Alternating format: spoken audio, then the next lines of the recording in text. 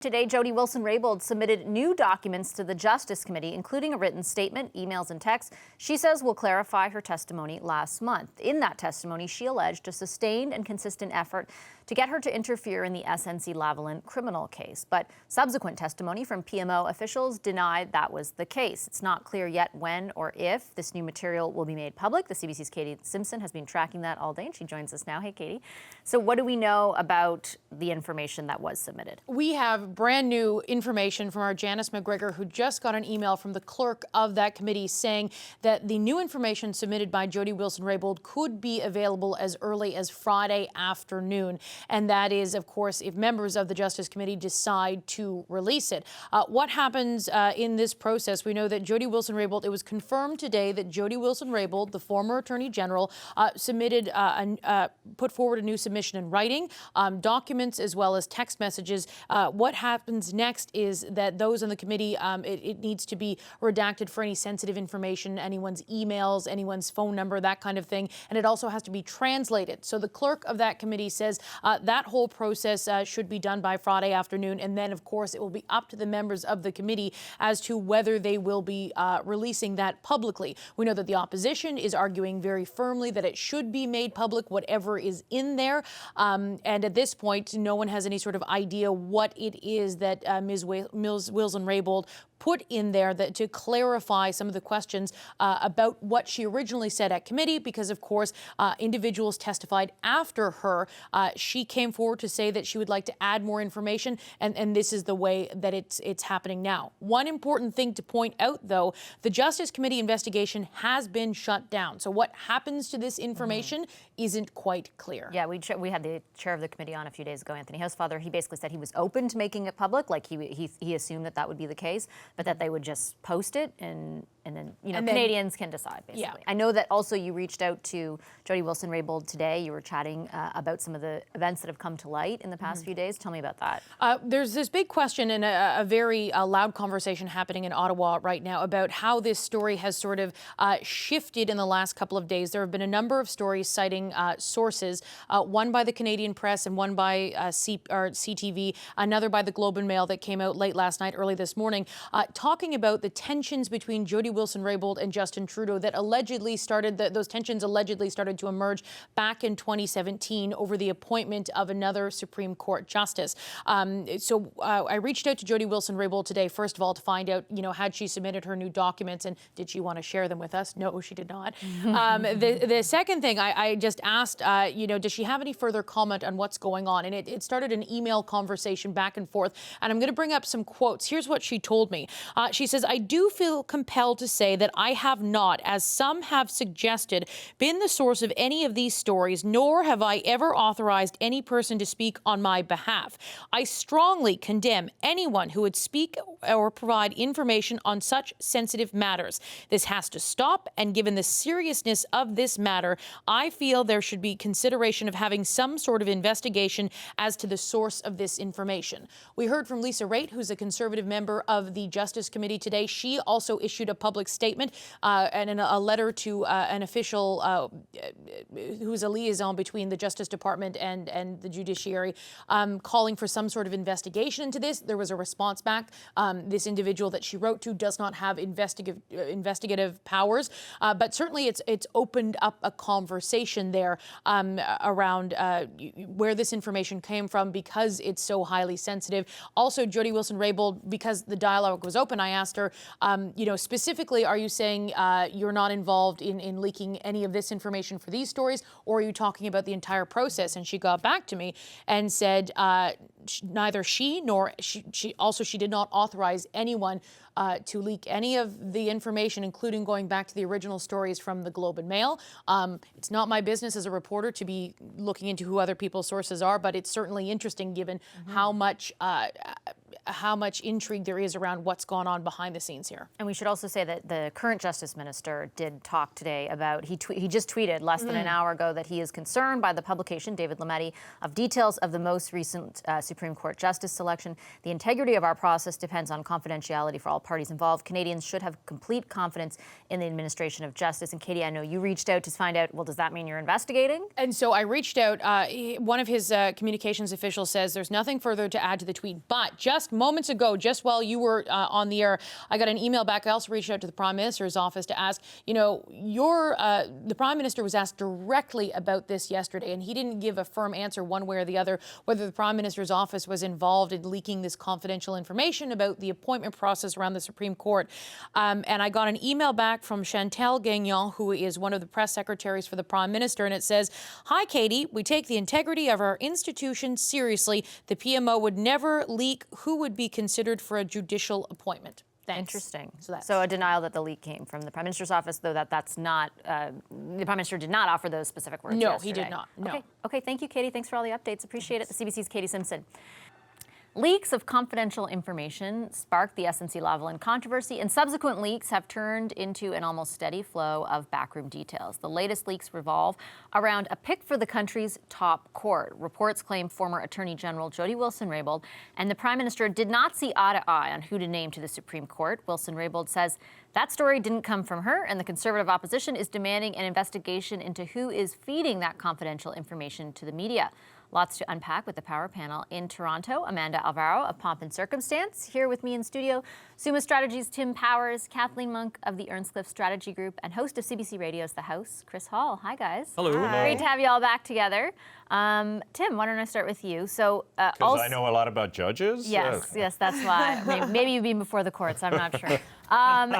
So let's unpack sort of the political implications of this, because not only is Jody Wilson-Raybould today specifically saying, I'm not the source of these leaks, nor was I the source of the last leaks that started this whole thing, but we're seeing the Justice Minister, for example, comment and say he's concerned about the information getting out there, but that he's not going to investigate it. They said, the office said they have nothing to add to the tweet. Yeah, as one who may or may not have leaked in the past, and I certainly didn't leak this story. Usually you leak because you're trying to place something that will give whoever you're representing or passionate for benefit. So I go back and look at this. I don't understand how whoever leaked this thought that somehow this was going to benefit potentially the Prime Minister and his government by creating the impression, again, the word we heard a lot during the cabinet shuffle, the first one, now had three, that Jody Wilson-Raybould was difficult, that there could have been other issues. It just seems so ill-conceived because, again, as it's now become, it's become an issue about, well, whoever leaked it and the government potentially, if they were involved, don't they respect the rule of law? And you have this terrible public dichotomy for them where you have a chorus of well-respected legal bodies, bar associations and others coming forward and saying, hey, this is just not right. And it again turns this story in another dimension and makes you question whether the government has it together when it comes to managing this story and in turn managing the affairs of the state. The Prime Minister, Kathleen, says today that his office said that they did not leak it. They specifically responded to an email from Katie Simpson and said that, where they didn't say that yesterday when the Prime Minister, I think it was yesterday, when he was talking to reporters. In fact, he didn't even address the specific question, which was, did someone in your office leak that? Does their denial today, though, kind of put it to rest? No, because the Conservative opposition has in fact called for an investigation. In fact, Jody Wilson-Raybould also said there should be an investigation into how the information was leaked. So the questions remain around how this information got leaked. It looks like lots of fingers are pointing at the Prime Minister, or at least well-placed government sources, we should say. It's interesting, it's been a month since Jody Wilson-Raybould testified when we were here for that marathon-long session. And the story, just every day, a new drama, a new character, a new piece of information comes out. But we're no closer to really understanding what is the basis of information. So sure, we've been critical for well over a month of the Prime Minister's office's communication strategy. We're wondering what Jody Wilson-Raybould or potentially Jane Philpott, what information they're sitting on that they have, and what it could tell us.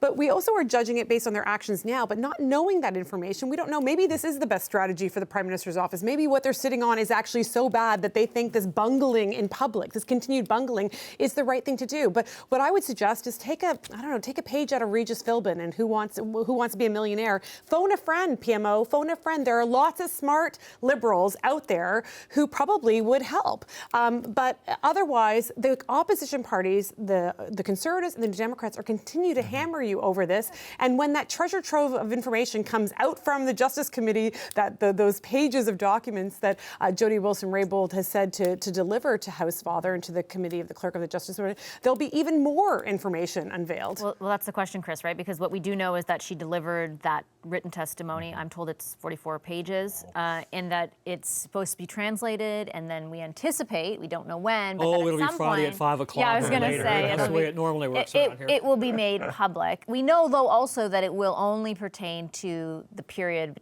that she was Attorney General, and not after that, because that's what her letter to Anthony House Father kind of stated. That's right. She's not going to add new information beyond there. But there are other things to look for in what she releases. It's supposed to be the texts, the transcripts of the things that she referred to in her 4 hours or nearly 4 hours of testimony. I think people will be scouring it to see if it follows, like were there things taken out, what excising was done other than personal information like phone numbers and the like, to see if it holds up, to see what else might be there, if there are some new clues. And I think all of us who have been following this now for the last 2 months have found that pretty much every day there's a new clue of some sort to be put out there.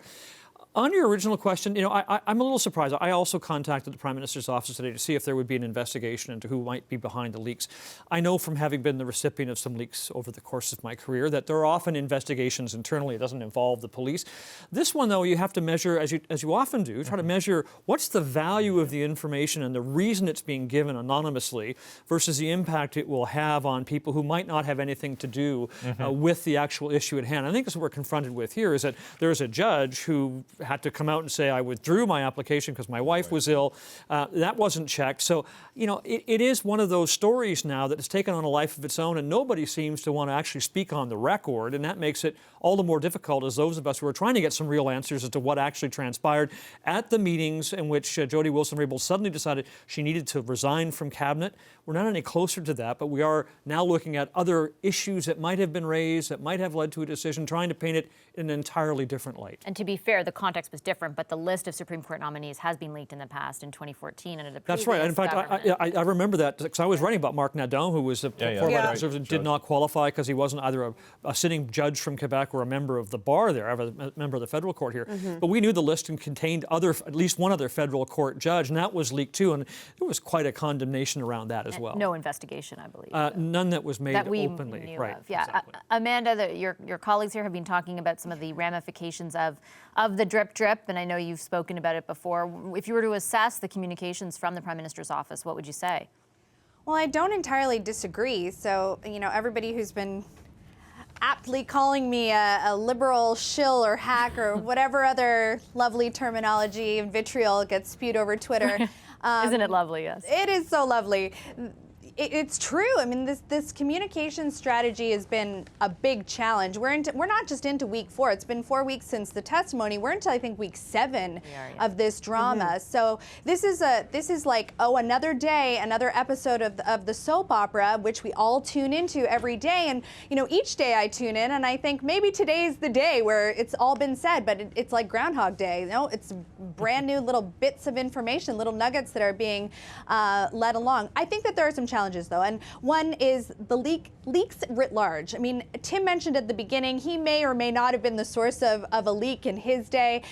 Media around the table can certainly attest to the fact that leaks are not new. Anonymous leaks are not new. They happen all the time. I think it's the right thing for the Prime Minister to not engage in any conversations around anonymous leaks. So I don't think it was odd at all that he didn't respond to that question yesterday. I think if he was forced to respond to that, he'd be responding all the time. That's how often there are leaks. But I think, we have Jody Wilson-Raybould saying, I didn't leak anything to Fife of the Globe and Mail. None of those stories came from her. And we have the Prime Minister's office coming out today saying, there was no leaks from us. I call BS on the whole thing. I mean, there are leaks coming from everybody who's involved in this. But The problem is the opposition parties are more interested in the saga, in the drama, in the circus than they are about facts. So another call for an investigation is just like people are starting to tune out. They don't want to hear another call for another investigation by another body. Well, I am an expert in BS. Unlike judges, I know a lot about BS, and I've been called worse on Twitter. Amanda, it's an awful place. You're right. The only thing Michael Wernick ever got right in all of this was calling the place a vomitorium. But back to the issue at hand, I think, look, the problem the Prime Minister has is the fact that, you know, whether they're leaks or Jody Wilson-Raybould or Jane Philpott, everything that comes out makes it look like he, one, is either hiding something, which he says he isn't, or he doesn't have, he and his office don't have control of what's happening. He's been on a budget tour all week. None of the headlines have been about that budget tour. They've either been about canola, which we're going to talk about in a moment, which he's probably happy to talk about, the trade war with China, or they've been about this. The other thing here, Chris said something that I think is instructive. If you go back to the Harper years, you'll remember there was Harper and then Chief Justice Beverly McLachlin got into a dust-up because a call that had been made between one and the other got leaked at the time. And I think the intention of the leaker, which was not me, because I didn't know that, was to say that the Prime Minister had confronted her. In the end, Beverly McLachlin looked stronger, more forceful, and the like. So if you're paying attention at all to recent political history and you're trying to help your Prime Minister, if it was from the inside or outside, you're not really getting the message. The outside agent, who is not a political agent, who's dragged into the drama at the benefit of the political agent, is going to look more emboldened and more powerful. And I think that's why the answer yesterday, I take your point, Amanda, but I think that's why it sort of raised a few eyebrows, Kathleen. It's because we had Judge Doyle come out, or Justice Doyle come out and say, you know, I say this is wrong, like explicitly said this is wrong, said, you know, he came out, he had to say. I'm being used for another purpose. Yeah, right, and even the Manitoba Bar Association has come out, the so Canadian Bar Association. It's not just political actors, right? Yeah, and that's what I mean, that they keep on dragging new people into the situation. Now Lisa Raitt has called on Mark Grew to actually do an investigation, to do this investigation. And the only thing I would say to Amanda's point that, you know, keep on calling for investigations doesn't mean we're going to get to the bottom of it. Well, the thing is, we don't actually have all the facts yet, right? So I think political columnists right now are divided, and you're starting to see that come out in the commentary where some are like, probably move Canadians on. Are too. We should talk about other things, whether it's canola or whether it's Brexit. Like, let's move on. But there's the other half that is still frothing at the mouth about the story and is still really interested in it, and that is because we actually haven't heard these two former ministers speak, and we don't know what other information is out there, and they say they want to. We haven't not heard them speak. I mean, we had 4 hours of testimony. Yeah, but they unprecedented coverage of what she had to say, and then we have this awful drip and dribble of there's more to come, and there's But then you know, and I know from a come communication strategy that the better thing is if they're not afraid of the truth, if they're not afraid of the information, put it out there. Let it out there. Let her speak. You know, there's been a lot of talk recently about how this Trudeau government is chosen, if you want to characterize the two past Liberal leaders, as the Chrétien strategy or the Martin strategy, and where Chrétien was always the one who'd be able to take a punch, and whereas Martin wouldn't do that, would be more open and letting things out. They've decided to take this Chrétien strategy of taking the punch, but they're not taking it well. They're getting beaten up, and that's why they should phone a friend. I've noticed that as this has dragged on, that the Liberals who lived through the Jean Chrétien and Paul Martin period and the internal strife that ultimately led to the party's defeat and banished to the third-party status until Justin Trudeau won in 2015, that they are upset by this. They want this over. They want those two to speak. And whether they support an expanded waiver to allow them to speak about the conversations that were had around the time that Jody Wilson-Raybould was shuffled or why she ultimately chose to leave cabinet, they're okay with that by and large because they know the damage that's being done if the party itself is divided and this continues to drag out for weeks now, potentially months until we rise for the summer and then we go into an election campaign. None of this is going to help the Liberal brand. Quick final word to you, Amanda, before we take a break. Well, the only 2 other things that I was thinking about through this conversation is, one, the fact that the media really attached themselves to the idea that the leak came from PMO without evidence that it came from PMO. So writ large, everybody was talking about that leak coming from PMO. I think that's a big challenge when there was no evidence to suggest that it had. And the second thing to be fair, the Prime Minister was asked and he didn't deny it, though. He didn't, but he didn't confirm it, and I think it's a problem when we just take that at what some people believe to be face value without having the evidence behind it, and then just talked about it writ large. Every single outlet in the country was talking about a leak that came from PMO, only to find out today the PMO issues a statement to say the leak didn't come from us.